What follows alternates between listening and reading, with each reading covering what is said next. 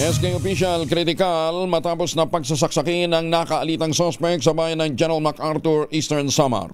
Detalye ng balita mula kay Jimmy Angay-Angay, RS32, maupay nga agad Jimmy.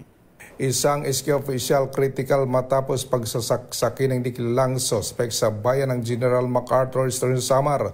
Kinilala ng PNP ang biktima si alias Rick, 23 anyos. Isang SK official, residente ng Barangay 1 Poblasyon General MacArthur, Eastern Samar. Nangyari sa alas 11 ng gabi sa Barangay 1 Poblasyon sa naturang bayan. Sa investigasyon ng PNP ang biktima kasamang kanyang living partner papuntang Barangay Santa Cruz, General MacArthur, nakasakay ng single motorsiklo ng makasalubong ang suspect. Nagkaroon ng mainit na pagtatalo at pag-away dahil di tumugot ang suspect ng patalim at pinagsasaksak ang biktima. Tinamaan sa iba't ibang bahagi ng katawan, kaya tinakbo ito sa ospital para malapatan ng kakulang lunas. Samantalang suspect pinaghahanap ng kapulisan.